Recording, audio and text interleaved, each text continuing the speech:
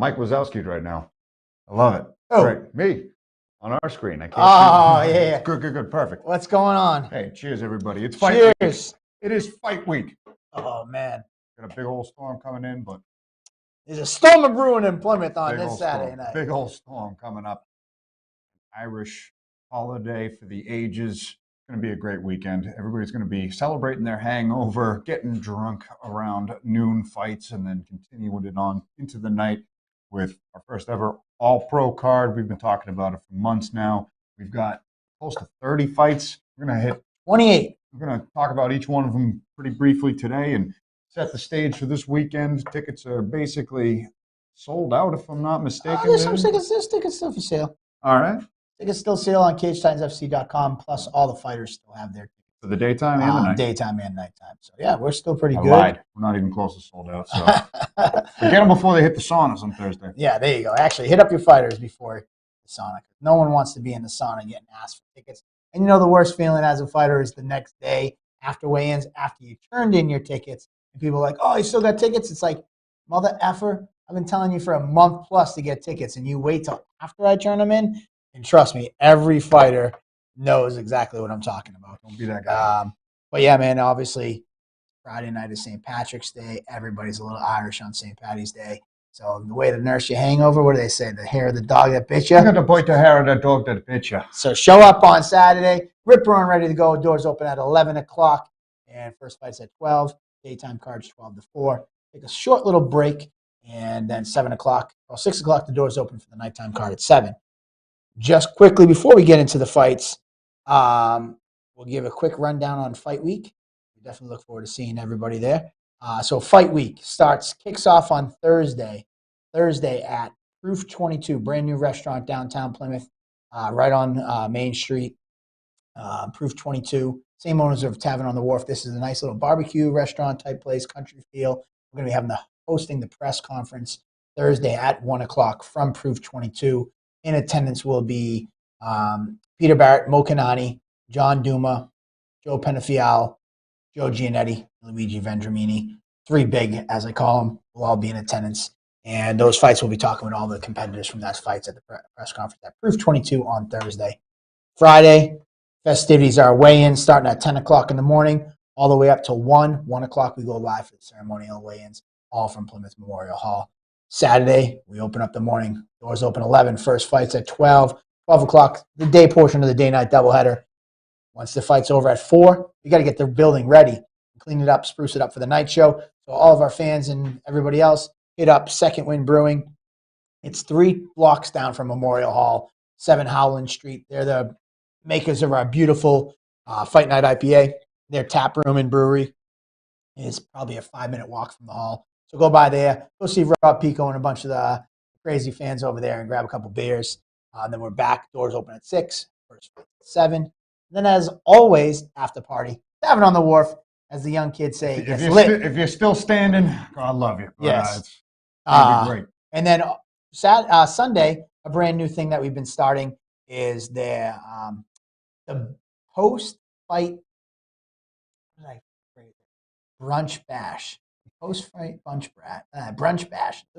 Awful. But we all go to Main Street Sports, the cherry on top downtown of the Plymouth. We kind of get together on Sunday for brunch. Adam Russell, who's our DJ and fighter, he's one of the managers there, and he's the head chef. So they cook up a bunch of brunch food for everybody. So it's one of the best brunch menus you could find. Yeah, so he's always doing like crazy stuff. He did like a Skeletor burger last event. He's always doing some special menu items. So this is the first time we're officially doing it. It's been something we kind of unofficially been doing for the last few shows. But the brunch bash will be at Main Street Sports. So we can recap the whole entire day from before and just have a good time in a low-key setting. Have a couple mimosas, margaritas, Bloody Marys. The dog that bit you. So, yeah, man, we're going to have some fun. So, anyways, that housekeeping is out of the way. Let's get to the fights. First fight of the day card. I will tell you this. The day card is subject to change. This is not the final order.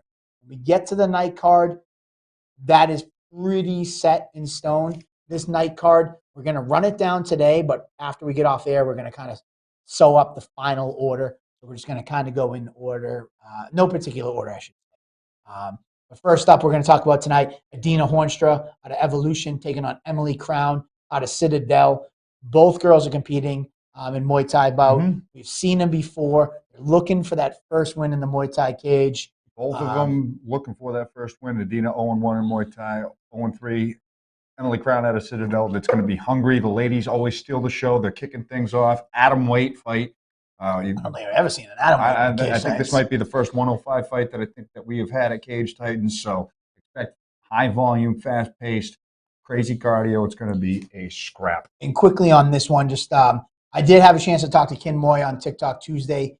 He has trained with Emily Crown, who's only an 18-year-old girl, though she's had a few Muay Thai fights. And he's also trained with Adina Hornstra.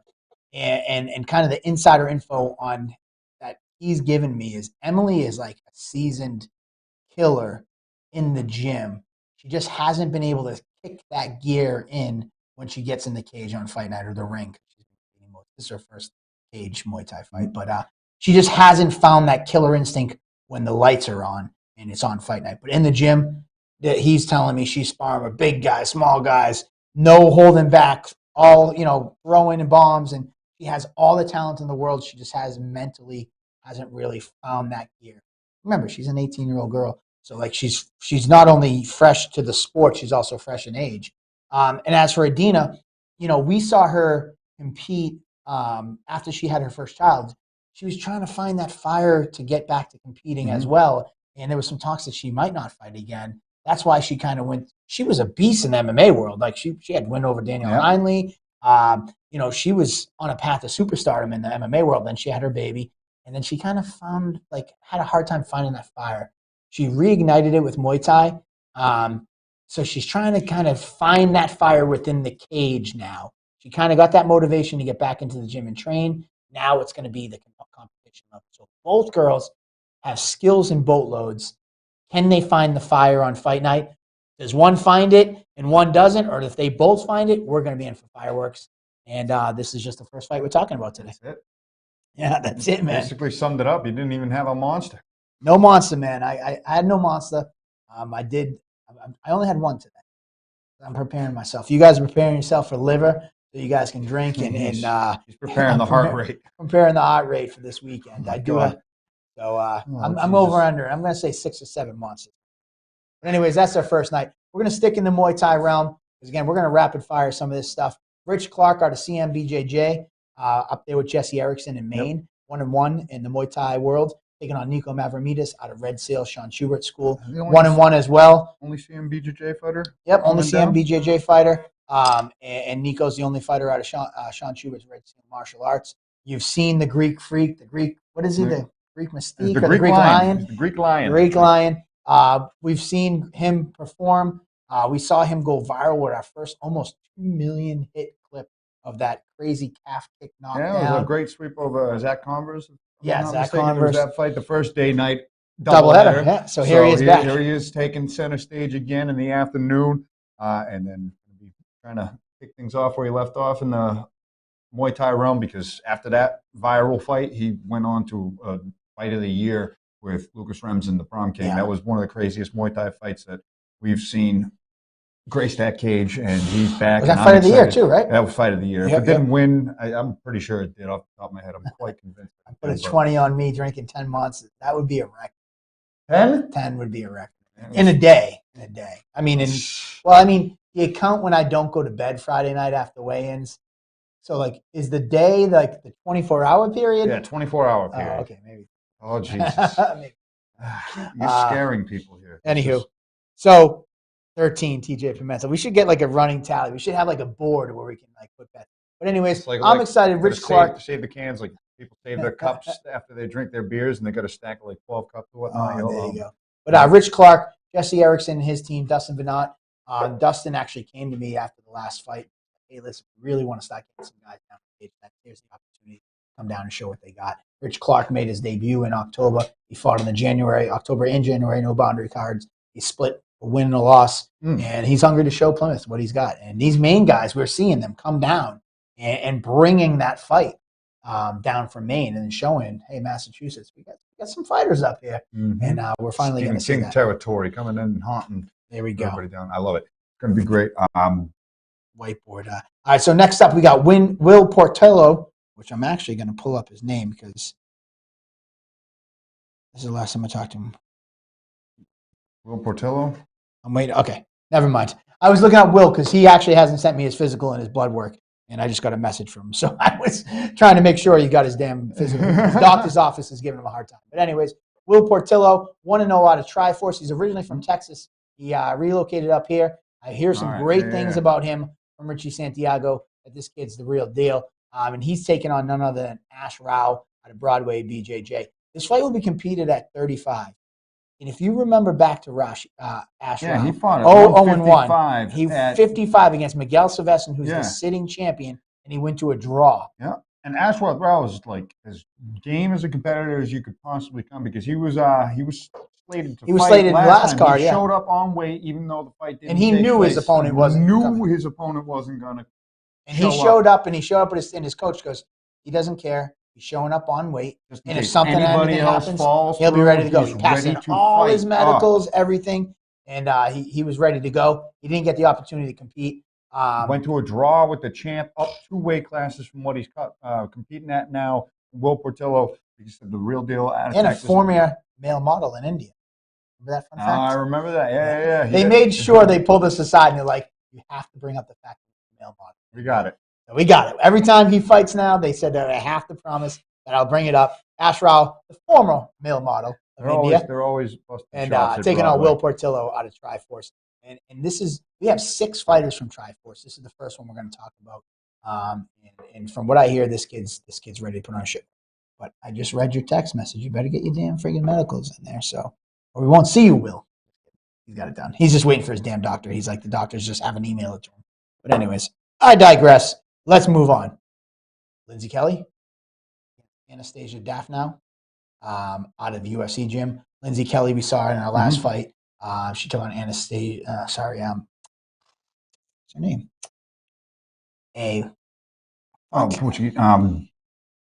Amanda Ferreira. Amanda Ferreira. I was like, geez, how am I forgetting her name? She's always in my inbox. Like, when's the next card? Amanda Ferreira. She took on Amanda Ferreira. She was winning that fight pretty handily. Spinning back KO. But Lindsay Kelly coming back with a vengeance tour right now, 0-2 in her MMA career, hungry for the win, a hungry competitor. And Anastasia Daphnow is making her debut at a UFC gym. They're bringing a couple of people. Evolution has 5 fighters, and Lindsay Kelly's the first, second one we've talked about. We talked about Adina. We got others. UFC gym has 2 fighters. They got Daniel Mola, who's fighting on the pro part, and Anastasia Daphnow. I've heard about Anastasia for a while. I've heard good things. We have not been able to get. She's going up to 40 to get this fight. Lindsay's a 40, 45er. Daphnow is a 35er. We haven't had any luck getting her an opponent. So she was like, listen, I'll jump up. I just want to get in there and compete. And, Lindsay's going to be hungry and coming hard because, and Lindsay was winning that fight from what I hear. I didn't watch the fight, but I heard she was. It was a winning pretty scrap. It was a. And then she gets caught with that spinning back fist, and she's like, shit. Like, she wants to get back in there and show what she's all about and get that W. And Anastasia has been dying to get in the cage. I've been talking to her for probably 6 to 8 months trying to get her a fight. It's just never come to fruition. Now she's finally ready to go. She's been putting in the work with everybody. Tyler King and Daniel Mola in the main event there. So you can tell that camp is ready to go and he's still the show. So this is the second female fight that we have on tap in the afternoon. So we got 2 female fights in the afternoon. We got 1 at the nighttime. We did move the Christine Carolyn Biscup fight to the night card. So this is the second of the 2 fights that we have for ladies. Everybody loves the women fights. This is an MMA fight. This next one, Scrap. So we're going to talk real quick. Steve Hill out of US MMA, 1-0, taking on Timmy Walsh. Unfortunately, as of yesterday, Timmy Walsh has pulled out of the fight. So anybody out there, here's my call. 165 to 175 MMA. If you're interested, we got a slot for you this Saturday. The opponent's Steve Hill, US MMA, 1-0. His video's up there online. There's no secrets to hide. We're looking for somebody to step in there and scrap with Steve Hill. He's already at 175, so he'll go anywhere from 65 up to 75, anywhere in between. So if you want to get on this card, which I hope some of you guys do, or maybe you have a teammate that's been itching to get in there. Here's the opportunity, and let's put it together. So here's our shout out. We're looking for somebody for Steve Hill for this Saturday, 165 all the way up to 175, somewhere in that range. Hit us up in the DMs, and you could find your name on the card. So moving on. There it is. So there it is. So much for that breakdown. We'll insert your name here if you take the call, but just hoping for a Steve quick Hill recovery for Timmy Walsh and Steve Hill. Hopefully, we get you an opponent. I'd like to see it. All right, I was really looking forward to. It's funny because his opponent from the original fight, Craig offered to fight him in Muay Thai, and was like, "Listen, I haven't really been training. I'll jump off the couch. I'll fight him in Muay Thai, whatever." And Steve's team was like, "Listen, he's not a Muay Thai fighter. He's like, he'll probably shoot a double leg if he fights him in Muay Thai." He's like, let's find an MMA guy. So we're still looking for an MMA guy. But anyway, wanted that rematch, though. He wanted the rematch. He definitely did. And he actually put a call out online too. He was like, "Listen, I want that rematch. I'll jump off the couch right now. No training camp. Haven't trained in months. I want the fight, but it's just in Muay Thai, so it won't make sense." Anyways, moving on. Carlos Ballester, long way to return. 1-0 out of G&G, taking on a newcomer, Blaze Nichols, out of North Andover Jiu-Jitsu / Broadway Jiu-Jitsu. Okay, so North Andover Jiu-Jitsu is the brand new school of Kyle Bokniak, former UFC fighter, former Cage Titans champion. This is Kyle's first student ever to the fight. No kidding, all right. And they just opened their gym a few months back, and Blaze was out of Broadway, who Kyle was a student under John Clark in the Broadway banner. When he fought in the UFC, he didn't break off like badly, but he just started his own gym, North Andover. They're still tied together. They still have their affiliates together. And this is the first time Kyle Bokniak in North Andover Jiu-Jitsu.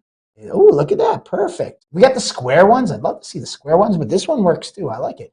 So there you go, man. Carlos Ballester taking on Blaze Nichols. Blaze, young kid too. Both these kids are young. Blaze is 18 years old. He just turned 18. Ballester was 18 when he fought. So he's got to beat a couple of young bucks that can go out there. I'd love to see them celebrating over a beer in the crowd afterwards, but that I don't think could legally happen. No. We'll just have to. No drinking. No. It's our liquor license. All right, fine. We've only had to do that once, and I guess I don't think he watches Table Titans anymore, or at all, because he was before Table Titans Day. But funny story, Corey Pickering, actually. He was a Cage Titans amateur champ at 45, and we busted him in the crowd drinking a beer after. And they were like, "What are we supposed to do? Like, he's wearing the title, he's the champ." Like, and we're like, "He's got to go." Like, and we had to like. We almost had to get us boot. Yeah, I forget the exact particulars, but it was a very uncomfortable conversation. Okay. So he got bag drinking in the crowd. So no, don't be drinking. We wish you the best. Whichever one of you guys wins, but you're only 18, and we know it. No drinking. Anyways, now we're moving on. Matt Souza out of Triforce, the second Triforce guys. Matt Souza is making his debut at flyweight. Taking on Neil Masmudar out of Sidyatong, who holds a 2-1-1 record.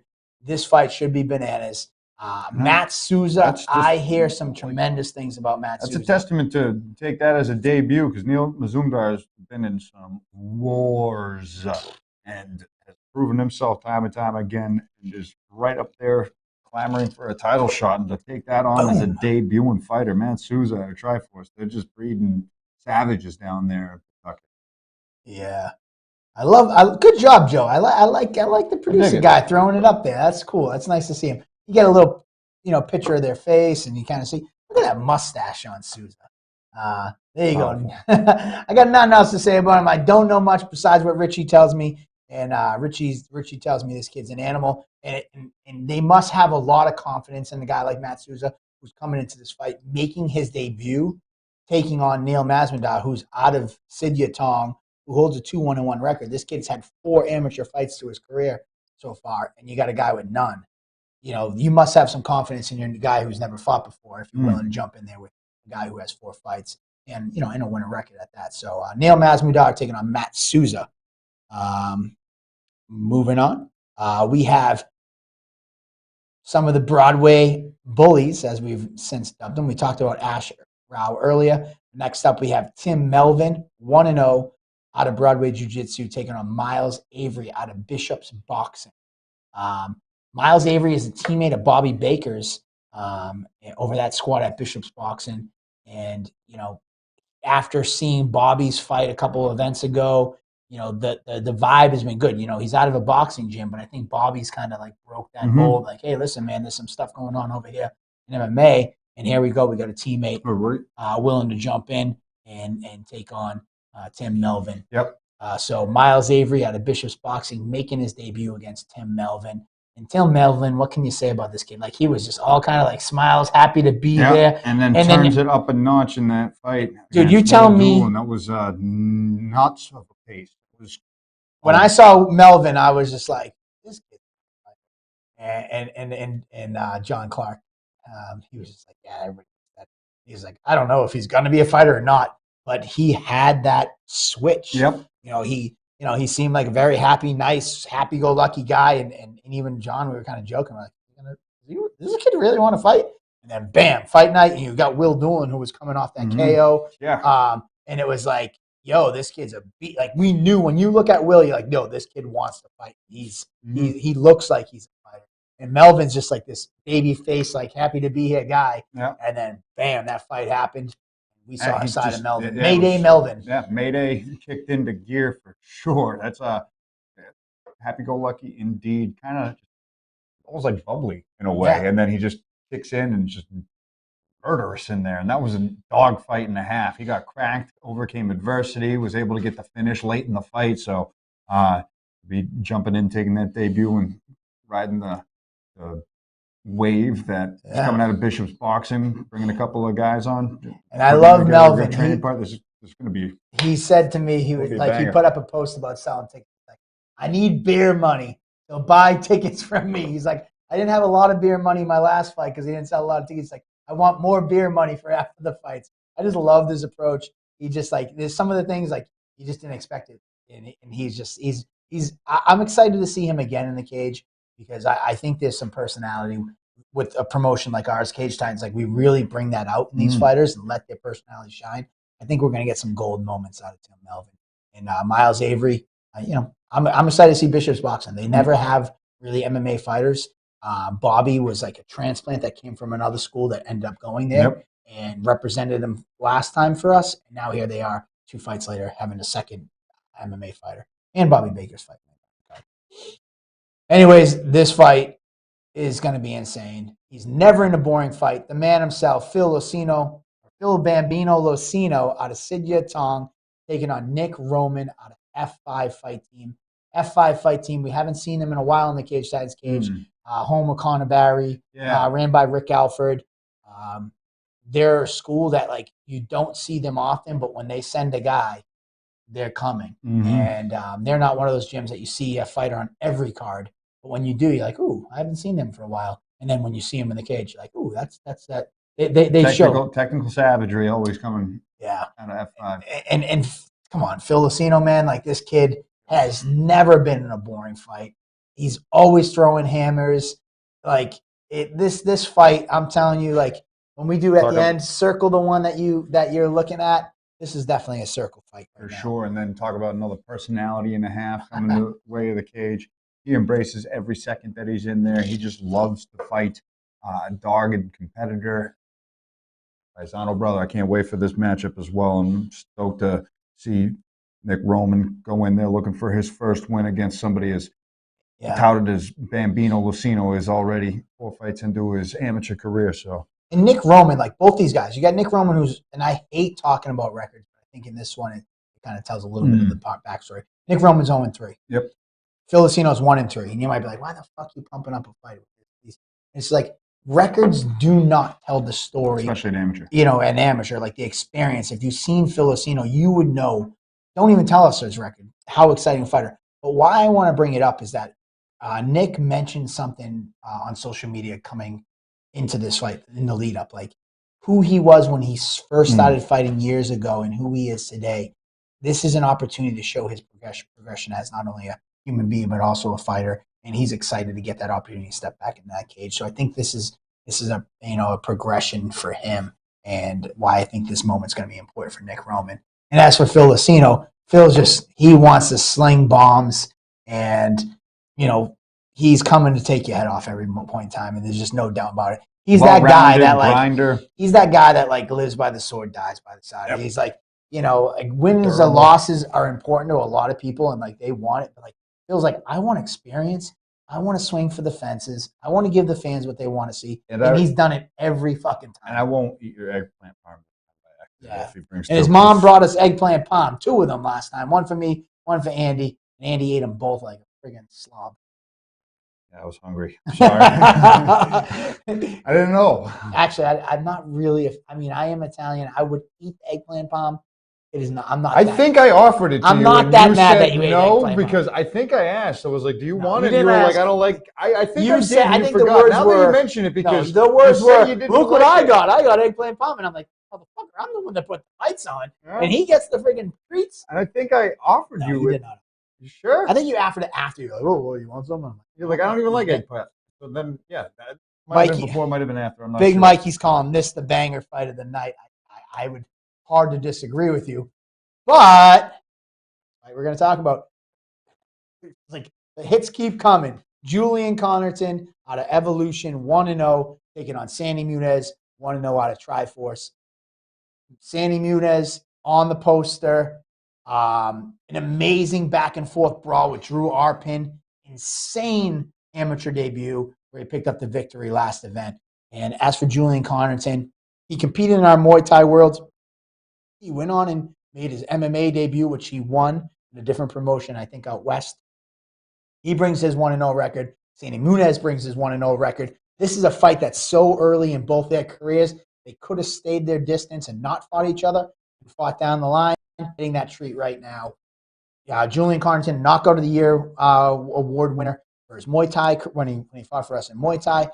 He throws bombs. He brings the fire. Super athletics. Not announcing quitting him. Not announcing quitting. And then Sandy Muniz, the same thing. We saw everything we could see in Sandy's fight with Drew. You saw a little everything. The grappling, the cage work, the striking. Both guys, I hate being that guy. This is the most exciting. Yeah, this one, it's like somebody's else got to go. These are 2 undefeated guys, both trying to make a run for it at 145 pounds. So not a lot of smack talk happening by way of Julian Connerton, but he knows he's in for a scrap and a half out of Santi Munoz, who just another one, really quiet, kind of almost just you look at him and you're kind of like, he just seems like a really quiet.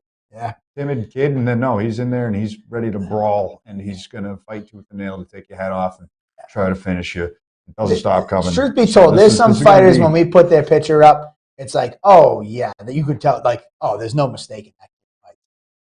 And then there's others like Sandy Muniz, Mayday Melvin. They're like, that's a fighter. He had that look and that demeanor about him. He was super quiet, just kind of reserved. Mm-hmm. And then when he got in that cage, he was slinging. So, man. Tim, we just talked about you, my man. So rewind back. But anyways, Sandy Muniz taking on Julian Connerton. Evolution has 5 fighters on these combined cards. Triforce has 6. These are number 1 and number 2 with the most amount of fighters on the combined fight cards. The atmosphere inside that gym is insane with everybody preparing for that same goal, that same date. They're all peaking at the same time. This is going to be a great showcase fight. You're going to Triforce in 2 different corners here? Yeah. So there's no way to put them in. Don't worry about that. Okay. Next up, Tony Rivera out of TNT is making his return to the MMA world to take on Carlos Vespasiano. Tony, he's a guy that's just he is just MMA, a dog. Right? Yeah, this is back to MMA. So Tony went and tried to dabble, and he had that great fight with Zach Nastasia, and he dropped him with that liver kick because he's a traditional martial arts. I think he was Taekwondo. Yeah. And he felt that everyone just kept taking him down in the MMA world. He was having difficulty preventing the takedown and wanting to showcase his skills. He showed in the Muay Thai fight that he has some great stand-up. Can't take him lightly. He's a dangerous man who's got heavy strikes in all 4 of his limbs. And jumping back to the MMA, something might have changed. Maybe he's implemented some more wrestling, and Carlos Vespasiano has been in there against some of the toughest guys on 135 pounds. This one is being held at 140 catch weight. 140. Last time we saw him out there was a razor-thin fight against Brandon Demora that really could have gone either way. Did go either way. Yeah. The commission. No, it's when then they changed back. There was a miscalculation on the scorecards. It was as close of a fight as it could possibly get. So now sitting at 1-3, he's motivated to jump back into the win column and get that moment back and come away with a win that stays a win in his record books. And this should be a good one too. I think both fighters' points in their career, they desperately need a win at this point. And I think this is the right fight at the right time for both of these guys. Segueing from there. Vespasiano is as well-rounded as they come as well. I think he's purple belt under Lobo, if I'm not mistaken. And dangerous, accurate striker as well, who is game to go the distance with anybody. So this could be quite an entertaining scrap as well. All right. Moving on, we got Tyler Wolf with 2 O's. Oh, I made a mistake on the poster. Tyler Wolf with 2 O's, 1-1 out of Broadway, taking on Christian Acavaria out of F5 Fight Team. This is the 4th and final fighter out of Broadway in Tyler Wolf. We saw him in his last event. There we go. We got the beautiful squares. So Acavaria was a wrestler out of somewhere up in the North Shore. I forget where. I know I have it. Wrestling background, tough kid out of F5, making his debut. And when I pitched this fight, they're like, "Oh yeah, we've seen Tyler Wolf. They watched this fight. They're like, we like this fight for our guy." And I don't know too many people that would watch a Tyler Wolf fight, either one of his fights, and be like, "Oh yeah, I like that fight with this kid." Tyler Wolf is a tough task ahead of you. Never mind a tough task in your very first fight. Tyler Wolf had that beautiful fight with he fought Sergey Pushunko and then he just fought Bobby Baker. Bobby Baker, yep. And that was a crazy scrap that went 3 rounds. It was back and forth, really ton of momentum shifts. So if you see something on the tape that makes you hungry to fight him, that's just a testament to your skill set already before you even make your debut at a Christian Acavaria. So that's towards the main card of the day-night doubleheader. Well, actually, I don't think we're going to be doing an intermission daytime. The daytime card is fight, because we got that 12-4 window that we want to get this fight done. So I don't think we're going to have like a day like card, not card. This is just a blend. Yeah, it's going to be one card. Next up, we got Bobby Baker, who we just talked about, who fought Tyler Wolf and came up a little bit short in that fight, but he's fighting out of representing now Bishop's Boxing. He took 6 years away from the cage. He turned 18, made his first 2 fights, and then he kind of stepped away from the cage, got married, started his life, doing all that stuff. He made his return 2 shows ago, had an amazing fight with Tyler Wolf. He's back, and now he'll be taking on Dion Perry out of Triforce.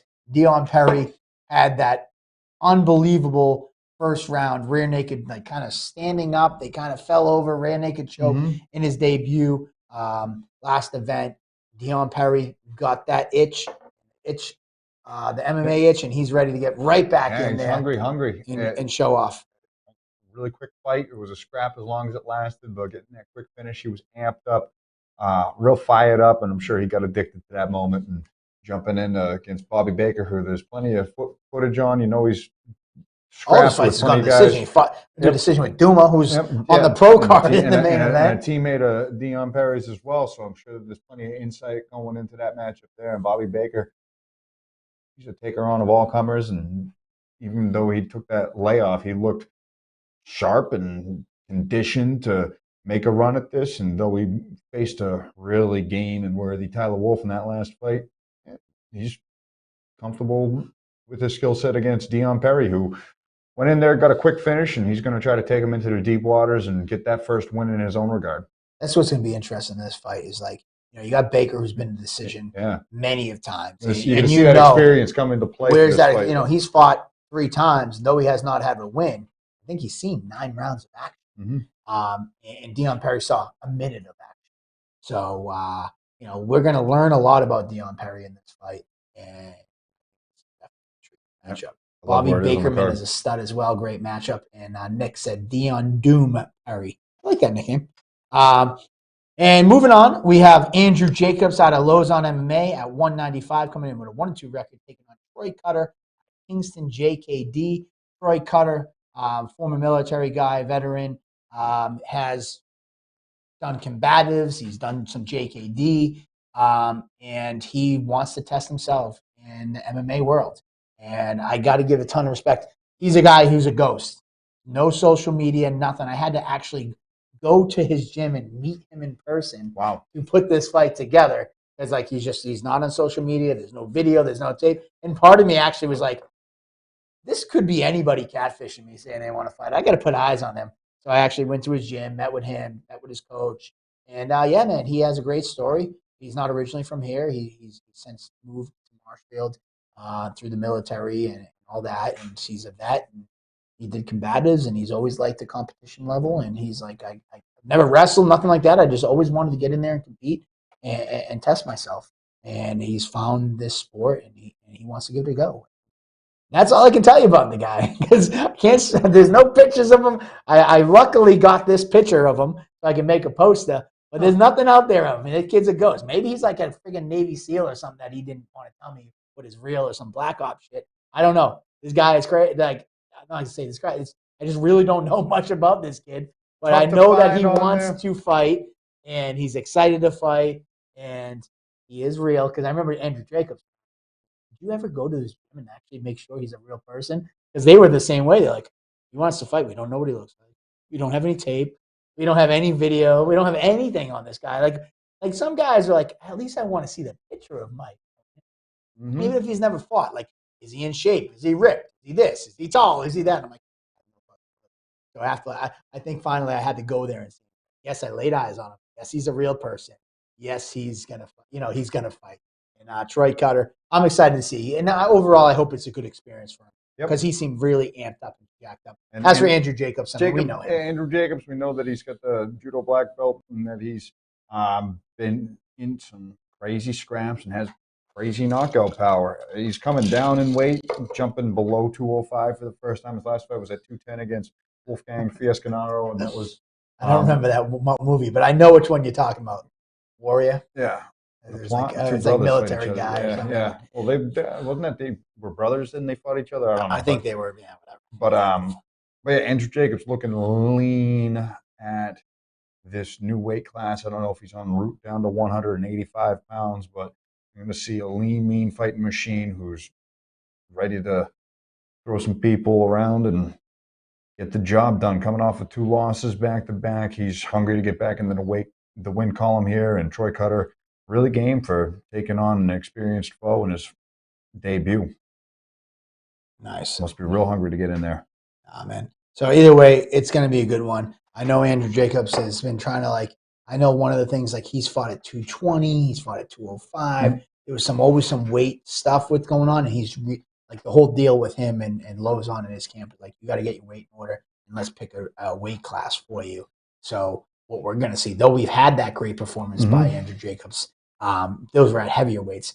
He's really dedicated himself and kind of got his weight and his diet in check, and he's coming back to perform. So we're gonna have an interesting fight on our hands, and we're gonna learn a lot about 2 people. Perfect. All right. Next up, on to the main card, if you will. No main card. No main card, but you know what I mean. This is the final section of the day, part of the day night. No order, guys. We're just going down the line. Yeah. All right. No order. Yeah, we don't know what the order is. This is go ahead. Subject to change. Huh? All right. Next up, Daniel Keepers getting his 3rd opponent. He's 3-4 out of G&G. Was originally slated to fight Brody McDougal for the title, and then when Brody McDougal had to withdraw due to injury, in stepped Kyle Hill, who was Brody's teammate. Also a champion at 170 pounds for different promotions. He was going to jump in and take on Keepers for that title fight, but then he had to withdraw due to injury. So now it's just a 175-pound fight. And in is stepping Ozzy Martin out of Lakes Region Valley Tudo, a name I'm unfamiliar with and a gym I'm unfamiliar with here, but he's 1-0 at 107. Lakes Region? The Lakes Region. There we go. We got the graphic. Ozzy Martin made his debut out of Lakes Region Valley Tudo at Combat Zone. An amazing, under 1 minute knockout. I hear a lot of hype and a lot of potential about this guy. To be quite honest, he was scheduled. He was going to be on the Combat Zone card. Lakes Region, in New Hampshire? Yeah. Gotcha. All right. Greg Kaze's up in that area. I wish I remember this coach's name because he fought for us too way back in the day, probably 9, 10 years ago. But either way, Ozzy had a lot of hype around him. He was actually going to be fighting on the Combat Zone card in front of Dana White this week. He had a couple opponents back out, and pull out. Daniel Keepers, as you mentioned, Daniel Keepers was going to fight Brody McDougal, and Brody had to pull out. Brody's teammate Kyle Hill stepped in, and he had to pull out. It looked like he was going to be left without a dance partner. By coincidence, no one stepped up to fight Ozzy Martin on Combat Zone. His name got floated to me. Boom, we made a fight. It's going to be a non-title fight at 175. I hear great things about Keepers. We've talked about him a few times. He was going to go pro, and this was kind of his last foray into the amateur scene anyways, no matter which way it went. And as for Ozzy, he's a 20-year-old kid with a ton of athleticism, a ton of upside. It's going to be intriguing, though, because Ozzy has only had that one fight that's gone under a minute. Keepers is 3-4. He has a lot of background, and like he's competed multiple times. He's got a ton of experience. He's fought for titles in other promotions. So this is going to be, kind of like this Keepers rely on that veteranship and the fact that he's been in the cage for so much more cage time than Ozzy. Can he deal with that, fire and come out guns blazing and Ozzy? And then how's Ozzy going to, respond if he can't put him out right away and it has to go a little longer? So this fight will be pretty cool, to say the least. Yeah, slated to be a title fight. Now it's just going to be a marquee fight at 175 pounds. Keepers trying to make that jump to pro, and Ozzy Martin, a young, hungry competitor, undefeated, trying to keep that momentum going. So on to our only amateur last title two fights of the night or the day. Our last two. These are these are the only two fights I can promise you that are going to be in this. The co-main event of the daytime card will be a title fight between Teddy Politis out of Evolution, taking on Key Baltazar out of Nostos MMA. Key just fought for a title up at NEF. He fell a little short. When Teddy was originally slated to fight Brett Layton, it looked like he'd be without a dance partner. Key got caught in a quick submission, so he was healthy coming out of that title fight up at NEF. And he's like, listen, I'm willing to jump in and throw it on the line and take on Teddy Politis. He's given up a little bit of experience. He had a Teddy Politis, who's 4-1 as an amateur. He also had that amateur Muay Thai fight with us. He's out of Evolution. He's got a lot more experience than Key, but I hear Key, from everything Devin Powell was telling me, is that like this kid has, again, another one. He's an amateur with tremendous upside. He's young. He's like a sponge. He soaks it all in. He has not been training for a long time. But both his wins were, I believe, finishes. And this kid is, just excited to get in there and scrap. They actually said to me, they're like, it might be early in his career to take on somebody with so much experience in Politis, but they go, why do we fight amateur? And I go, exactly. And they're like, we're in. I said, well, and it's a testament to that whole team because they don't give a shit. They're it's just about experience as an amateur. Love it. Love the matchup. I love the Evolution Nostos competitive nature. They've put on some great fights against each other in the past, Maine versus New Hampshire. I love it. Love the scrap at this co-main event slot, only amateur title fight on the docket for either of the fight cards on the day-night doubleheader, and they put forth some of the most exciting fights that we have seen in that building. So 135 titles on the line. Jeff Joyce held that title, who's fighting on the pro card. Andrew Valdino, who's on the pro card, fought for that title. Chris Martino's fought for that, was a title holder. Manny Bermudez. Yep. There's a long slew of very successful amateurs who have fought for this and held this title. So we'll see who the next star will be after this. Teddy Politis and Key Baltazar. And then our final fight of the evening, our only pro fight. We kept one pro fight on there to give it to you at the nighttime. During the day. We got Elvis Hernandez out of Synthesis, right? Synthesis BJJ making his pro debut and taking on Daniel Mola out of the UFC gym, 1-0. These are like, I know that Mola's nickname's like Silverback, but these are two big gentlemen. Large humans. Like, it's going to be hard for that. Like, you hear that joke, but like, these guys are some very large, muscular men. They're not light heavyweights that have a little belly because, they just don't want to diet and take the sport serious. These guys, like Mola's a black belt. I believe or Elvis. I want to say Cuban wrestler. I think that might have been. I could be totally wrong. Might be confusing him with somebody else. So I apologize if I am. But I hear he's like a high level wrestler and really good at it. And I want to say Cuba. Just don't hold me to it. But look at these guys. Like, dude, I could barely fit them on the damn poster. But Dense these, dudes. these are some big guys. I will take the L here. I did fuck up, so I got to give a shout out to Or Elvis. I did let him know originally we were talking about being 185. I did fuck up. I make mistakes too. He's going to make 185? That's what I said after the fact. Part of me wants to say, you're trying to make me feel bad because, so bottom line, the story was he thought it was 85. Moeller, I told 205. And then I had to be like, listen, it's no one's fault. It was mine. And I actually, after I kind of made it nice and made it right, and or Elvis was like, yeah, I'll jump up to 205. I kind of pulled his manager aside afterwards. And I was like, you're trying to make me think that I didn't tell you 205, right? Because you just want to like negotiate more money or something. Because there's no way this kid was making 185. But either way, that's the main event for the daytime. That's the fun little story behind it. These are two big guys. You got Mola, who's a seasoned black belt for many of years, and we've seen him in our cage a few times. And or Elvis, who has the standout wrestling pedigree. Does he want to take it to the ground?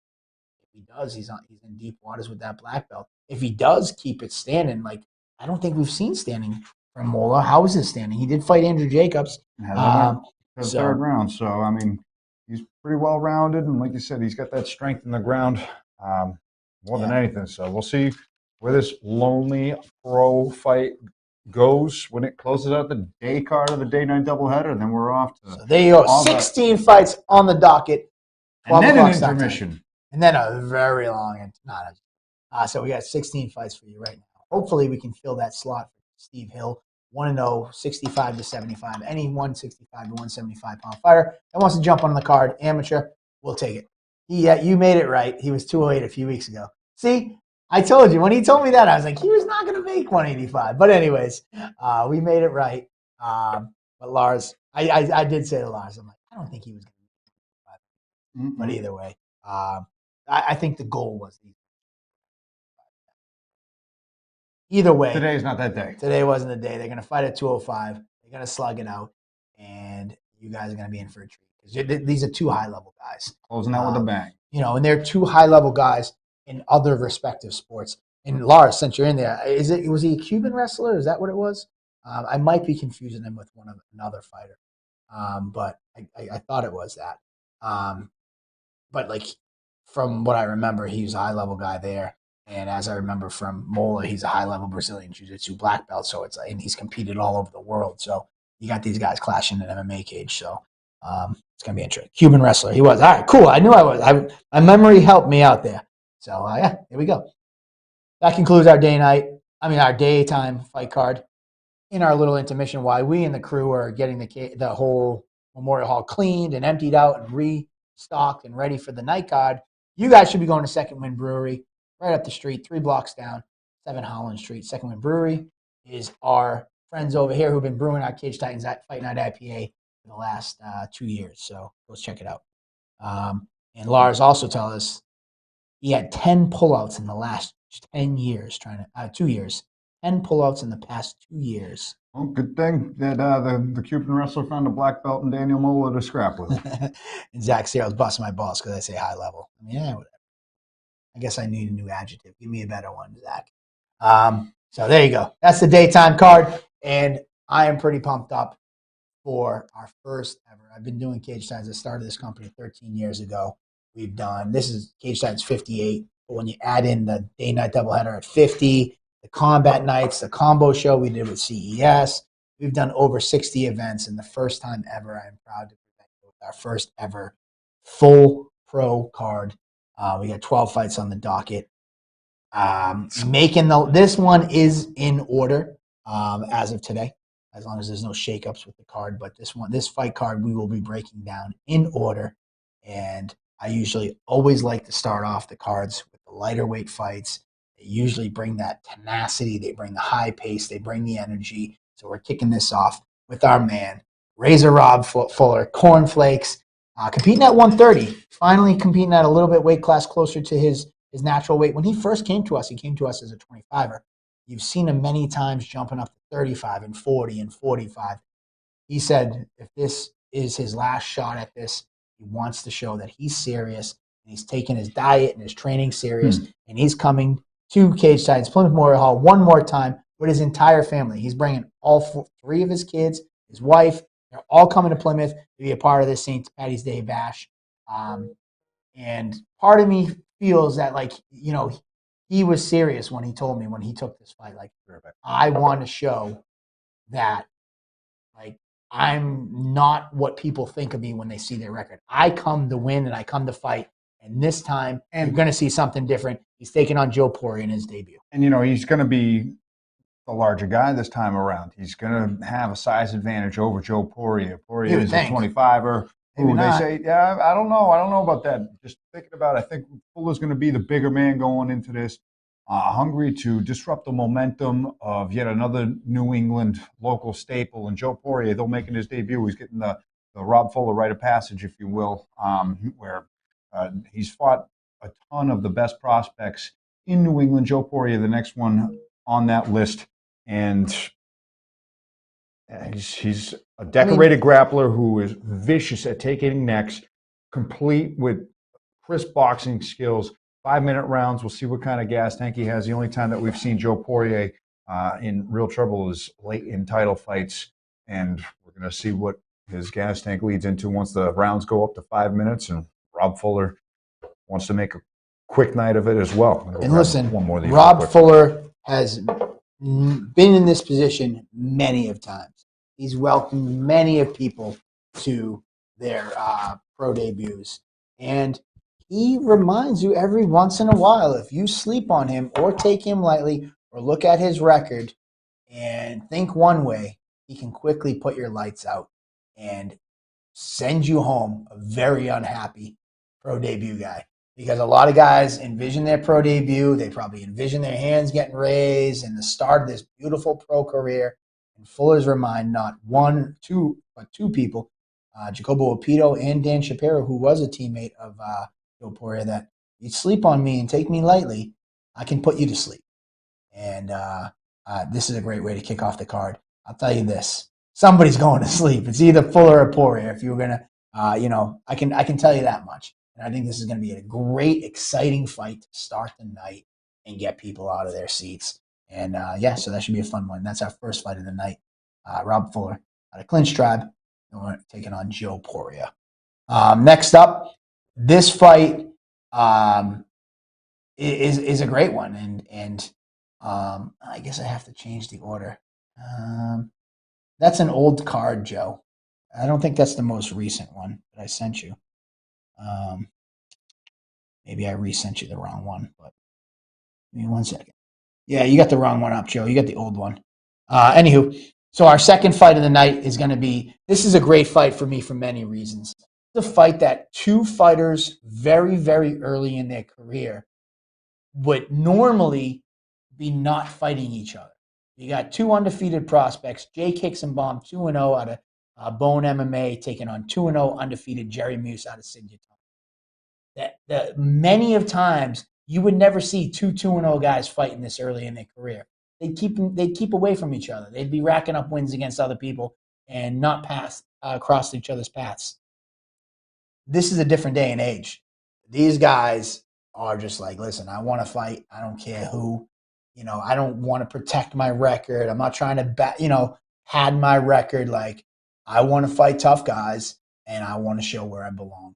And Jerry Muse versus Jay Kixenbaum, both 2-0, both have bright futures, and I applaud them both, and we should get on their feet and applaud them both when they step into the cage in our second fight of the night, because these are the type of fights that don't typically happen early in fighters' careers. So thank you to both of them, and you guys are going to put on an amazing show, an amazing performance.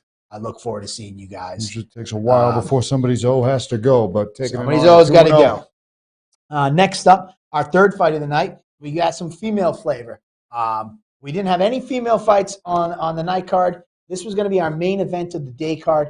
we decided we need some female flair on the night. So Carolyn Biskup out of Garcia BJJ, coming all the way to us from Michigan, taking on the meat grinder, Christina Katsikis.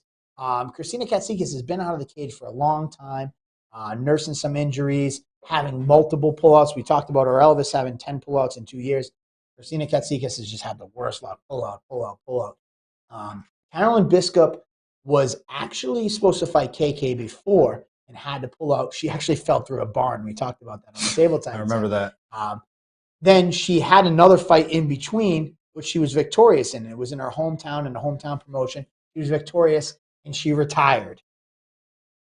Then she reached out and had second thoughts and said, I always didn't feel right without giving KK the fight that I signed up for. And I feel like I should just come out of retirement for one more fight because I feel I owe KK that opportunity to fight me because I pulled out on her. So I think that's just a great storyline. Shows the character, Carolyn Biskup, type of person she is. And, she was going to ride off in the sunset. She fought in her hometown. She won, like right off in the sunset. Perfect and story. Then all of a sudden, I get a knock on my inbox and I was like, hey, I know you're looking for somebody for KK. Carolyn just kind of feels guilty that she never gave her the fight. She felt her. I said, I never even asked because I thought she retired. She goes, no, she did, but she just didn't feel right by retiring and not honoring the fact that she was Warriors fighting. code right there. That's coming back out of a brief retirement to, I don't know, pay a debt, if you will. Pay a debt, however you want to phrase it. But the meat grinder, Christina Katsikis, back in action at Plymouth Memorial Hall. You know what she's bringing. She's as tough as they breed them, pound for pound. She is going to be bringing the pressure. She throws bombs. She likes to mix it up and has that South Shore sport fighting style of grappling, heavy pressure, ground and pound, and bludgeon you until your neck gets available. And that's kind of the game plan that she has, but we've seen her throwing head kicks in striking battles, so you never know what you're going to get out of the meat grinder. And Carolyn Biskup, kudos for sailing off into the sunset after. And now she's giving us her retirement career. Fight. Now, one more. And this lady's one more mosey through. Yeah, and this lady's been competing. She's had over 12 pro fights. When she submitted her application, she has to give her amateur experience. She had over 20 fights as an amateur. She's been competing for 10, 12, 13, 14 years. She was competing in traditional martial arts before this. This is a lifelong martial artist, and she's going to put her bow on her career here at Plymouth Memorial Hall. And that's something to say for her. Like, she didn't have to do this, she did. So I'm pumped for that. I'm excited, and I'm happy to see KK back because her last fight was in Bellator, and she had some pretty bad injuries as a result of that fight when she came up short. So she was on the shelf for a long time healing those injuries, and she's just excited to get back there and perform. So Christina Katsikis taking on Carolyn Biskup. In our fourth fight of the night, man, I feel like I'm going to say this a lot, but I'm excited to announce Shane Delahaye out of Triforce, 1-0, taking on Earthquake Aaron Trussell out of Sidya Tong. This fight, I feel like I'm saying it for all of them, but this is another one of those circle that fight. Shane Delahaye jumping in early in his career. He made a beautiful pro debut. He came up short fighting for our title in his amateur title against Jack Condon, who we'll talk about later. Next up, he came back and rebounded beautifully against Josh Smith and won that fight in his last amateur fight. Crazy barrage of strikes. He CES made his pro debut, and here he is in his looking dangerous as ever as a pro. Shane Delahaye, a tremendously gifted athlete, who's piecing it all together, brings a different tenacity that really took a fight or two to fought for an amateur title really early on in his career, and felt he had the chops needed to go in and make a run as a pro. And Aaron Trussell has been at it for a while. He's on a 2-fight win streak after losing his first 3 as a pro. Has had some boxing experience, so look to see him try to keep it standing, and he's coming off 2 amazing knockouts. Big wins too. Chris Almastica, who has fought for amateur titles for many promotions around, was his first ever. Almastica made his pro debut against Trussell and suffered a loss in that, and then he was able to put away Steven Stengel in a really quick first round knockout back at Combat FC. So he's riding some serious momentum here, and Shane Delahaye trying to stay undefeated against him, even though he's got a ton of momentum behind him. Yeah, so this fight was a late add to the card. We probably only added it maybe 2 or 3 weeks ago. This wasn't originally on the docket, but this was one that when like the opportunity to kind of put this together got presented in front of me, I was like, you know what? At the time, we didn't have a slot for it. I was like, you know what? I'm booking it, and I'll figure out the logistics later. So I'm excited that this fight actually came to fruition. Yep. Is going to be on the card. Next up, our fifth fight of the night, Mike Taylor, Titan Taylor. We had him last week on Table Titans. Coming to town once again, taking on Andrew Valdina, the gladiator out of Lozons. We had a whole episode. We had both guys on before. We broken down why this fight. Yeah, man. I mean, this Taylor's as tough as they come, and he's no easy out. He brought the fight to Jacobo Rapido. He had a great, solid effort in his fight against Jeff Joy. He's the guy that rides the town and fights the hardest, fighters that are on their way up, and he gives them a scrap. And when you leave after that Mike Taylor fight, either you got it to keep progressing in your career, or you're second guessing your career. And he maybe knows, I shouldn't be doing this. And anymore. he knows the caliber of fighters that he takes on. He's talked about it. He knows the level that they're at, and that's what he loves and strives for. He goes to challenge himself. And even though he's sitting at 1-5, you can't sleep on him. He's a complete fighter. He's got some really under the radar wrestling skills that have showcased in a couple of fights where you're like, oh, he's gaining some momentum in the middle of this fight, and then his boxing, his hands are dangerous. He's got big power, and you have to respect it, or else he's going to bloody you up. He's going to cut you up like he did to Jacobo back. And we talked about that fight. He lost that fight to Jacobo, but Jacobo was on that one to the hospital, not him. Yeah, it was a back and forth scrap for sure. So and that was earlier on in his career. He got caught by Cam Arnold, and Jeff Joy was able to handle it pretty good. But he's hungry to get into that win column. He's been doing a lot on the boxing scene. He's taken some boxing fights, and he's not deterring away from what he's always done, and that's taking on up-and-coming, young, true contenders in this region. Andrew Valdina being no different than the rest of the competitors that Mike Taylor's faced around these parts. Andrew Valdina, as hot of a prospect as you can get around here, sitting at 2-0, getting into that stage of his career right now, or once a couple wins away, he's going to be really searching for some upper echelon fights and make a run for it, which is his game plan. But Mike Taylor is. I think this fight's also interesting on some other things. Like Andrew Valdina is a wrestler at his core, but he loves to strike as well. To scrap. And the other piece of that puzzle is that he was always kind of a smaller 35. Like I mentioned before, there's talks of him eventually one point in time going to 25. He's decided to put some mass on and try to stick at 35. Taylor is a big 35er, and this fight's actually going to be contested at 40. So how is Valdina going to be handled? He's going to be the much smaller guy in this fight. So how's he going to handle that size? And he talked about a lefty, fighting a lefty when he fought Siegfried Stevens. Mm-hmm. He's like, I'm not that guy anymore. I went back to the lab after that amateur fight with Siegfried, and I'm going to adjust a little bit better for this fight. So there's a lot of things at play in this fight, which always makes these matchups intriguing to me, because you can kind of see where guys are going to go, and you're looking at a lot of different things that are happening and how they're going to handle certain aspects of the fight. So there we have it. Next up, we got this fight could be a main event on any other card of the year, but we're going to give you this treat right smack dab in the middle, and we got Jacob Bone taking on Ali Zabian. Ali Zabian comes in with a 9-2 record. Jacob Bone, we've seen him before. Went up weight, 100% finisher. Valdina's calling me out. He went up weight. Yeah, you did. All right, cool. I got you. So I think he's predicting a finish. But anyways, talking about Ali Zabian and Jacob Bone now. Ali Zabian, 9-2, has gone on and fought in the PFL, had victories in the PFL. He was in the tournament. Big streak, too. Big streak. This kid has what it takes to get to the next level, but standing in his way is Jacob Bone. Jacob Bone is a man's man. He's a fighter's fighter. He's your fighter's favorite fighter. I think your girlfriend's favorite fighter. Whatever you want to say, this kid brings it every time. He's never in a boring fight. We saw him with Joe Giannetti. We've seen him in there with Peter Barrett. Both of his performances were Fight of the Year candidates, and he was the winner of the Fighter of the Year. This kid's excitement. written all over it. And Ali Zabian has that punishing, drag you, slow you down type style.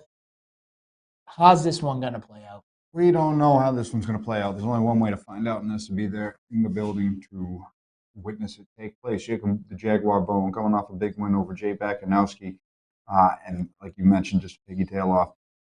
Two of the best contenders that Cage Titans has to offer back to back and put on fights that the crowd at Memorial Hall will remember for lifetimes because bloodbath, glorious wars.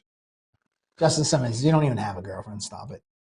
And I'm flattered, but no, it's not true. But bloodbaths all around. You know that you're in for a war whenever Jacob Bone steps in there. It's craziness, the amount of volume that he's willing to receive and output in. It's absolute fireworks anytime he's in there. And Ali Zabian, just a tank of a human being who is riding, I want to say, a 5-fight win streak right off the top of my head without looking. Tank. And again, mind you, Ali Zabian got his jaw broken in his first round of his fight in the PFL.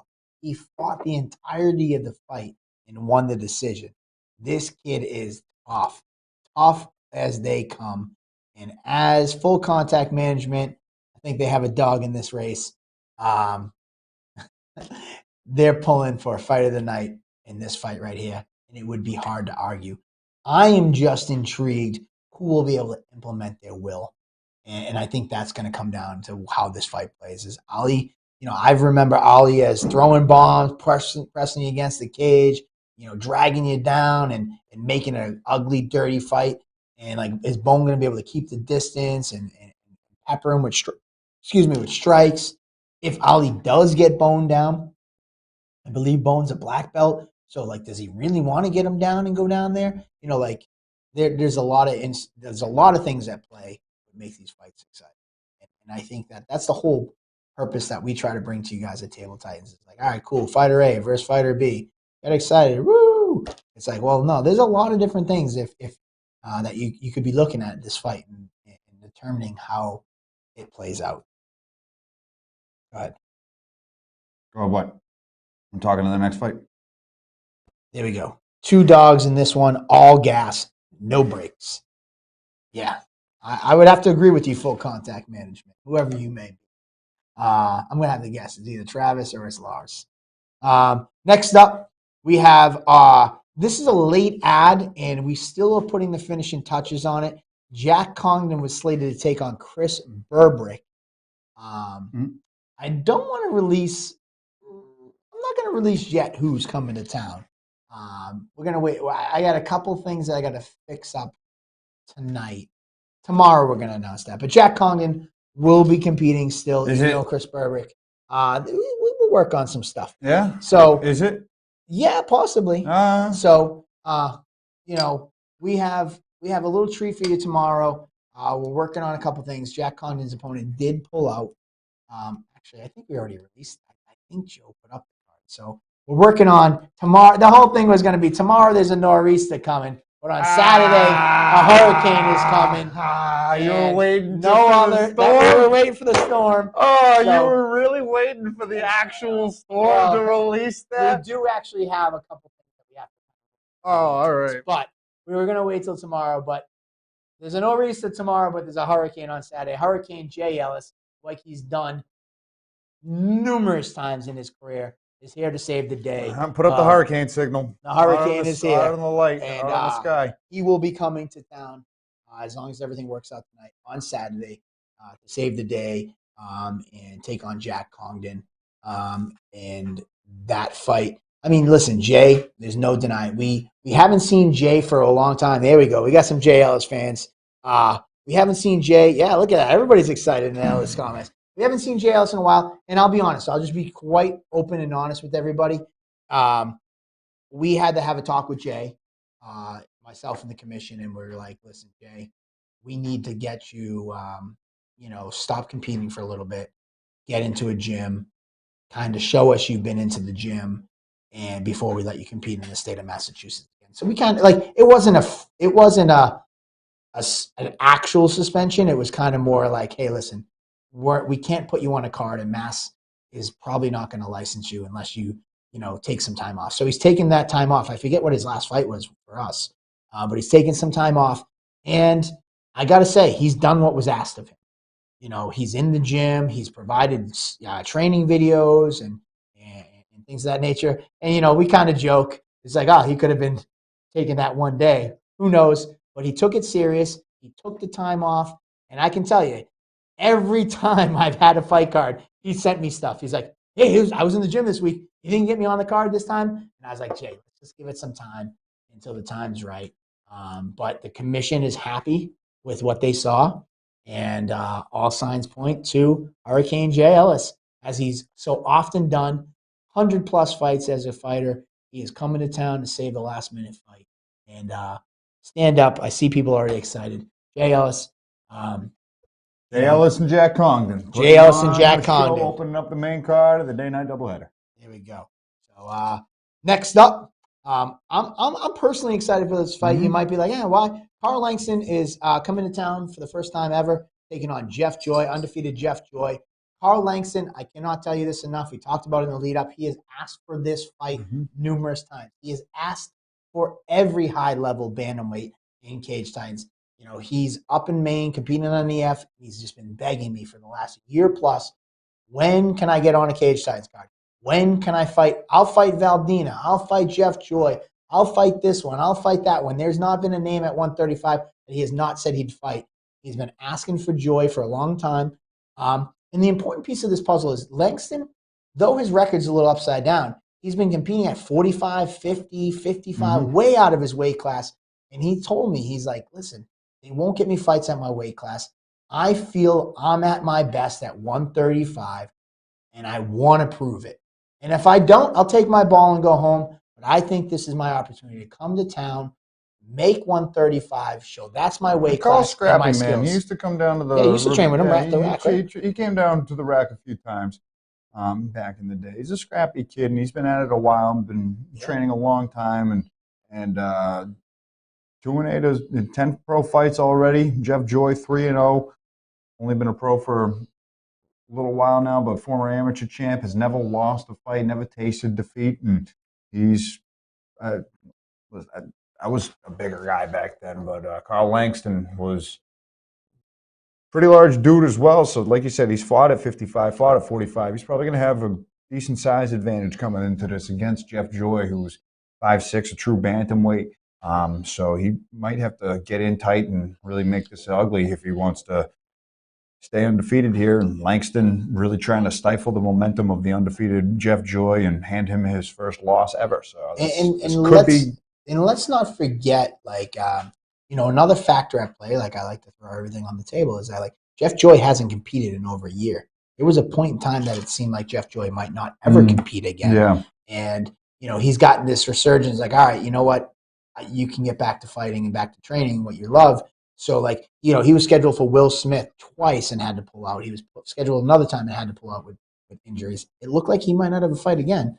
And he got that, breath of fresh air that got the thumbs up, you know what? Let's go. You can get back in there. He hasn't competed over a year. Langston can stand with anyone with his style. I mean, obviously, we saw a striker fight Jeff Joy when we saw Cam Arnold back in their amateur career, and Jeff was able to take him down and get him down. I don't think I'm disrespecting anybody that Langston will probably have that edge in the stand-up. Can Jeff get that clinch? Can he get him down? This has a lot of dynamics going into this. Langston can stand with anyone with his style. So So this is this is going to be interesting, and I'm excited to see what Carl can bring to the table. We all know what Jeff Joy can bring to the table, and I think a year and a half ago, Jeff Joy was an undefeated amateur, and he ripped through 3 fights as a pro. And it was like, this kid's his trajectory is going up. Is Jeff going to be able to pick up where he left off over a year ago? That's what we're trying to find out Saturday night. Next up, speaking of veterans from Maine, Matt Denning makes his return down to Cage Titans, taking on Pat Gilbride. Pat Gilbride's another one. He took a long year. He was 3-0 in his pro career. He came up short and lost 2 fights, and injuries sidelined him for over a year. We saw him back last event, pick up that victory. Here he's taking on a tough veteran in Denning. And that time off really it paid dividends. He was able to nurse some lagging injuries, and he was able to showcase all of his skill sets in MMA in his fight against Chris Rooney with the beautiful combination with the hands that put him out, and then finishing up with the submission skills from the Danny Savory Brazilian Jiu-Jitsu black belt with the triangle that was nominated for Sub of the Year, if I'm not mistaken. So he's notorious for putting guys away with submissions in the first round, but also on the other side of the coin, Matt Denning also notorious for putting guys away in the first minute or the first round with submissions. So you're going to see two guys who are pretty set in stone on what they're trying to accomplish in a fight, and battle of wills here. How they're going to play out in there. Denning was really hungry to get that win over Aaron Hughes, and Aaron Hughes was able to try a few times on a guillotine and get that finish against him, but he's making a quick turnaround. Zach said, who is he put away, though? Denning won like 2 in a row. Actually, I think he beat Langston. Yeah, he did. Yeah. Then he beat somebody else at NEF. Yeah, there was a point in time he put together like a nice 2 or 3 fight win streak. He fell up short after his last fight. I think he's lost his last 2. But this is a fight that we know what both guys are coming in to do, and one's going to be able to implement their will on the other. Now the big 3. Celtics had the big 3, the big ticket, Kevin Garnett, Ray Allen, Paul Pierce. We got our big 3 coming up next on our first ever day-night doubleheader. We got in our featured fight bout of the night, and I am so thrilled and happy to announce it is on its rightful spot in the card. There was talks earlier, and Mo Kanani's coaches were like, man, we don't want to put him at the end because we have so many during the day. We don't want to be there all day. So I had to concede and put it on earlier in the night, and it was going to be the 4th fight. They wanted the first fight of the night. The fans have won out, so thank you guys. Your excitement for this fight and the fact that you're like, fuck no, that cannot be the first fight of the night, has finally got through, and Nate Libby and the Evolution team has heard our prayers, and they said, Mike, Nate Libby finally put this where we need to put it, and put it towards the end of the card. This fight would be the most talked about fight on any fight card. And it's in right that there. Strong feature spot right there. We've got 2 crazy title fights that are closing out the day-night doubleheader, but right before then, sometimes this is the New England. Sometimes when you go to a restaurant and you know that you're going to get a really good entree, it's the freaking appetizer that steals itself. This is it. This is leading up into the 2 big title fights in a row. I don't know where I was going with it either. I'm on the fucking fly here, but now it's here. It's the feature fight. Listen, this is the New England fight. The appetizers, the whole day card. There's too many appetizers. There's a fucking buffet. 2 New England fighters that we all know fairly well, and they're longtime veterans. Mo in his 9-1 amateur career, now 5-1 pro career. Peter Barrett in his amateur career and his pro career onto the UFC. This is the makings of a storybook. You got the old lion, you got that hungry lion, up and coming young lion. One wants to keep his spot, one wants to take his spot. 2 strikers that love to come in and finish fights. There's just so much to this fight that makes my arm hair stand up. This fight is gonna be crazy. I'm so excited to put this fight together. Yeah, Mo Al-Kanani riding some momentum, and he's taken a giant leap in competition here with Peter Barrett, who, like you mentioned, UFC veteran. When he found out that Mo was really calling for this fight and had the call out and got it and was happy, stuff. He was, dare I say, dismissive of it. He's like, listen, this is where I am at. You're a long ways away from being. And I've had people ask me, they're like, yo, why is Pete so vocal about it? Like, why did he come off that? I'm like, well, I mean, he feels that, like, yo, what's this kid doing thinking he's on my level? And whether he's right or wrong, we're going to find out Saturday night. And Pete's going to come out in the first round, try to be lethal with the shins, lethal with the knees. I think it's going to be a crazy pace that he is going to try to set. I think Mo has to weather a huge storm, but Mo's got the toughness, he's got the hands, he's got the ability to withstand that pressure, and we could be in for a crazy fight. And I think that both of these guys possess the skill and the power to put each other away as well. So, like, you really, this could go a million different ways. and that's what makes it so exciting, because When you we, do have yeah. the young, hungry competitor, Mo Alkanani, who has not faced anybody of the caliber of Peter Barry yet. Peter Barry, who's already been in there and was at Mo Alkanani's stage just a few years ago while he was on the up and up, going into his UFC tenure there. Now the tide has shifted. It's just, I've been calling Peter Barrett fights now for 5, 6, 7 years at this point. And when Peter you really Barrett think fought on about it, Cage Titans 3. yeah, and he's been fighting for 10 years plus at Cage Titans. He's been around, and they say you can't teach an old dog new tricks, but he's improving. He's getting better and better. He's on a hell of a streak right now of his own, and Mo Alkanani wants to jump in on that momentum train, sitting at 5-1. There's a reason this fight. We talked about this with Mosco, like me and Levy talked a little bit talking about this fight, because honestly, when we started talking about it, I'm like, man, maybe this is a little too young in Mo's career. And then we talked, and we kind of were like, hey, this is a career changer for Mo. If he wins this fight, now he's next in line type talk of getting to the UFC at that weight class. There's no going backwards from this. This is, this is that career defining local fight that's going to be all right, is he a contender or a pretender? And not to say that it's early in his career, if he did come up short, that he couldn't keep going, couldn't put together a couple more. But this is that type of fight. That's what's on the line in this fight. And Pete, after a few finishes in a row, he's looking to get back to the UFC. If he can pass this with flying colors, maybe that's a possibility. If he doesn't, this could be okay, you know what? Maybe I'm not going to get back, and maybe this is it. And I'm not putting words in anybody's mouth. The bottom line is, I'm trying to let you know that there's a lot on the line in this fight. There's no gold on the line in this fight, but this is as much stakes as can possibly be in a pro fight without a title being on the line.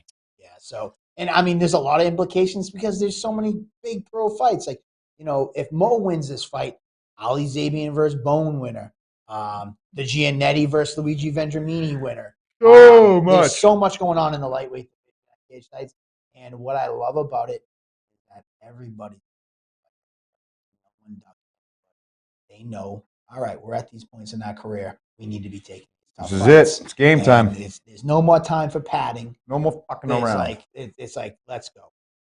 So our co-main event of the evening, day night doubleheader. Another one. How do you not get excited for it? One of the big three that I talked about. John Duma challenging for the Party's Cage Titans bantamweight title. The Party has quickly become a fan favorite in Cage Titans. This kid came to us from Florida, getting flipped off from the crowd and booed, and everybody hating on him, short of throwing stuff at him. They hated this guy. He came in his debut for Cage Titans, and he beat Pat Gilbride. Gilbride was a big prospect, undefeated at that time. He took all that momentum. Slowly, as he's started competing, he won that fight against Lionel Young. He beat Chris Cooley. He beat Richie. He beat Bruno. He didn't fight Cooley. He didn't fight Cooley. Oh, sorry, that was Lionel fought Cooley. He beat Richie Santiago, who was a Contender Series fighter who was looking to get back there. Then he fought Lionel. He fought Bruno. This kid, but now he's one of the most talked about fighters in Cage Titans. Though he's not local, everybody's like, when's the Party back? When's the Party back? When's the Party back? When's the Party back? Hey, is the Party back on this card? Hey, I want to see that guy, the Party. He brings the party, and he's finally back after a year layoff from Cage Titans. He's competed at Jorge Masvidal's Icon FC. He got a victory there. Fighting out in Idaho. Against a UFC vet. He fell short in the decision there. But either way, he's back to his second home, which is New England. Cage Titans, coming all the way back up from Florida, but standing in his way, he has a tall task. John Duma. John Duma is as gritty, as tough, as workmanlike. He is just a grinder type pace. He's going to put it on you. You summed it all up. And this kid is ready to go. His first ever title fight. He did hold Cage Titans championship title as an amateur, and one of our top 2 fights in the history of the ever of Cage Titans against Brian Rossi, where he came back from the brink of defeat. A point in time that they actually used that fight in their referee training courses, where they're like, I would have stopped that fight. And they're like, this is why you don't. And he came back and went. There was many points in that time. Literally, they were like, in their teaching classes, they're like, yeah, why didn't they stop the fight there? They should keep watching. And then boom, he comes back and wins and finishes in the next round. Mm-hmm. Like, that's why this is MMA. You can come, yeah, like anything can change. A little switch. So many different ways to win fights. They're fighters. They're Yeah, fighters. they're getting punched. It disturbs you that someone's getting punched and is willing to take punches, but it's part of the game. So there you have it. The party makes his return, defends his bantamweight title against John Duma. I don't think John Duma has a cool. Does he have a nickname? I don't think he does, but none needed, man. He's the party crasher, maybe. We can call him the party crasher. We'll see. We'll see what happens if he crashes that party or not. But I know it's a scrap. He basically summed it up. Both guys are durable. Both guys are well-rounded. Both guys are going to bring different little idiosyncratic skill sets to the boxing and wrestling skills that they already have. They're both just like slightly different, but very, very comparable in their. I think I play this fight through my head, and I'm like, it's another one of those fights. It could go a million different ways, and we got 5 rounds to determine who gets the gold out of it. It's a long game chess match. We've seen Joe Peñafiel get late fight finishes. We know that Duma can go deep in the tank and weather storms and get late fight finishes. He's held the amateur title at Cage Titans. Now he's back after 7 years to claim a pro title here. I love this fight. Once it was made, I knew Duma really wanted the party fight. Party doesn't give a shit who he fights. He wants to fight any and everybody around these parts and stay king of New England from Florida. He wants to fight everybody in the cage and then have a beer with them. Yes. He's not the type of guy that he just wants to fight everybody. He'll party with you afterwards. He'll punch you, then buy you a beer and give you a kiss. I don't know what to tell you. He's just a very interesting character. He is. I'm excited for this fight. I'm excited for all the damn fights. But this one is definitely going to be interesting. Because like you said, Duma has been asking her, been talking to me about this fight. When can we put this together? We tried to put it together a few cards ago. It didn't come to fruition. We tried to get the party back up a few cards ago. It didn't come to fruition. But the stars have aligned. It's his cornerman, his wife Tina. It's her birthday that day, so he's coming with the fire. Oh boy, he might do 2 shoes. Yeah, so this is going to be a good one. So the party versus Duma. Cage Titans bantamweight title in our co-main event of the daytime card. And what better way to cap off the day-night doubleheader than Joe Giannetti taking on UFC vet Luigi Vendramini. Joe Giannetti has talked about his chance. When's he going to get back to the UFC? That's the number one. A lot of times the number one question was when's the party coming back? Maybe 1A and 1B would be, what the hell's Joe Giannetti got to do to get back to the UFC? When's he getting back to the UFC? When's his last fight at Cage Titans? This got to be it. I'm not a betting man, but I'd have to push all the chips in and say this is it. If he can pass this Florida test in Luigi Vendramini, there's no reason why that he should not be getting to the UFC. On the other hand, Luigi Vendramini just got cut from the UFC from a pretty solid performance. He had Paddy Pimblett on skates in their fight, and he came up short. He's a performance of the night winner in the UFC. This is his first fight back on the local scene. And I have to believe that the mentality is, yeah, cool, I'm going to come back to the local scene, knock a couple dudes out, and prove that I belong back in the UFC. They're both on the road back. And this is Joe's been on this road for a while. Vendramini is taking his first steps on this road. So that's really the only difference here. They're both of that caliber. They both have that upper echelon level of talent that Joe Giannetti made it to the finale of The Ultimate Fighter, fought in Vegas Mike for the Trizano, UFC against Mike Trizano. Vendramini fought a big name of Paddy Pimblett, won a performance bonus with the first round. I believe it was a KO. I think that's the head kick KO, and then he ended up finishing with a punt. It was crazy. It was great. Yeah, so both guys dangerous, both guys strikers, both guys at that level to be ready at the big show and both on the same path to get back there. Totally different path. Yeah, getting back there. And not too long ago, people would be like, the story of this is Vendramini just throwing bombs and coming for the finish. JoJo's going to have to get him down. And, JoJo would maybe have the advantage on the ground because he was known as a ground fighter. He's changed that perception and flipped it on its head in the last few fights. He's shown that he's more confident than ever in his striking. He has no problem using his jab and his range in variety of strikes in the stand-up world. I don't know how this one's going to go, But we need Big Mike here giving his takes. Big Mike, I wish he was here. But I'll tell you this. I couldn't be more pleased to be able to put this main event in front of you guys. I couldn't be more pleased. When I started this company 13 years ago, being here today and putting on a fight card like this for you guys, I never thought it was in my wildest dreams. I never thought this would be coming to fruition.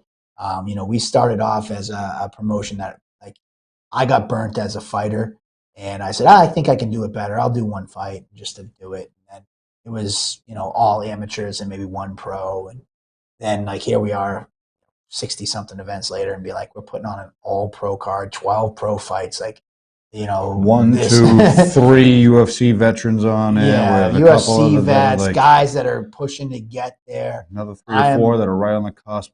Yeah, I can't tell you how pleased, excited, and honored to be able to put this fight card in front of you guys.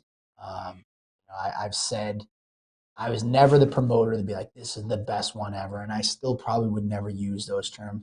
But this might be the first time I'm not the first time, but I'm super proud to be able to present you guys with an all pro fight card. Because it means it's a little extra special than when you have all pros on there and the stakes in the line. I love amateur fights. I almost did it on the last day night double. Yeah, I love amateur fights.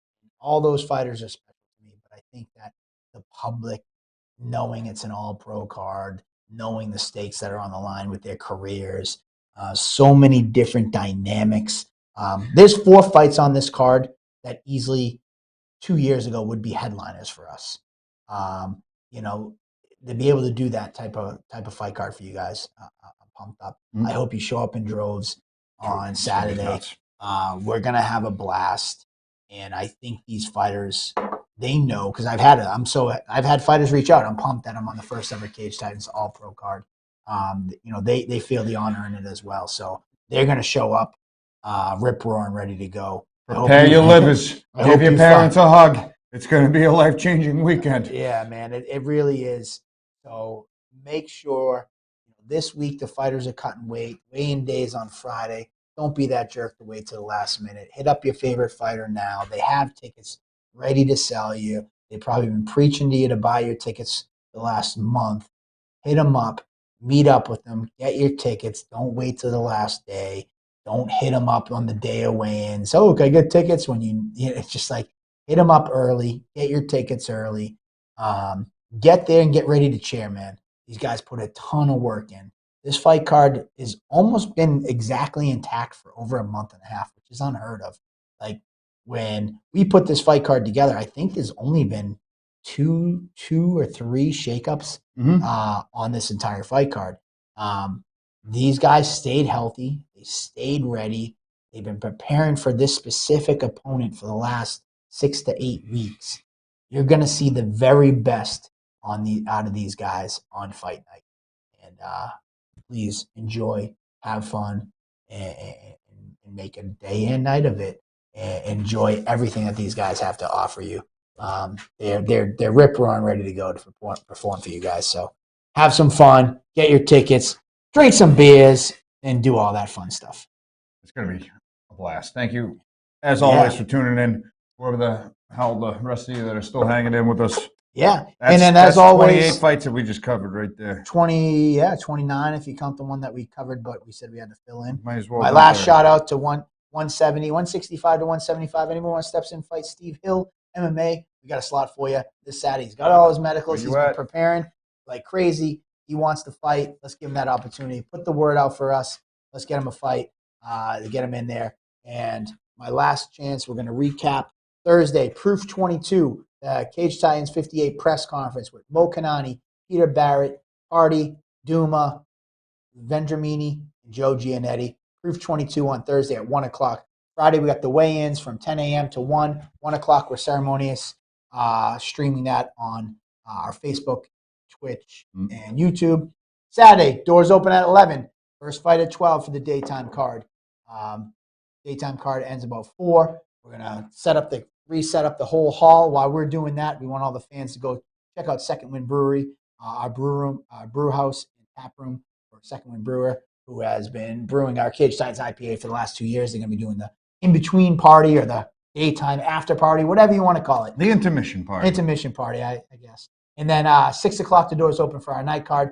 First fight, 7 o'clock. And as always, after party tavern on the wharf. And for the first time ever, officially, we're doing the brunch bash, the post-fight brunch bash. You gotta Sunday be there. morning. If you're crashing, you're hungover after a Cage Titans event, you need to get to Main Street and have Adam Russell cook you up front. Whatever the hell they're cooking. And I think Don Shanis is our guest celebrity bartender for the brunch bash. Oh, he's back at Main in Street. town. Yeah. Right. So I'm pretty sure we talked the other day, and he's going to be our celebrity bartender that day. So Fantastic. If you're a fan of Cage Titans, come on down and have some French toast. I'm going to be recovering there. And just enjoy it. And it's a great way because it's in a relaxed setting. Mm-hmm. Like it's just like you ever have that like a great night the next day to sit around and reminisce. You just want some hash browns and pancakes. Yeah, man. And maybe a beer. There you go.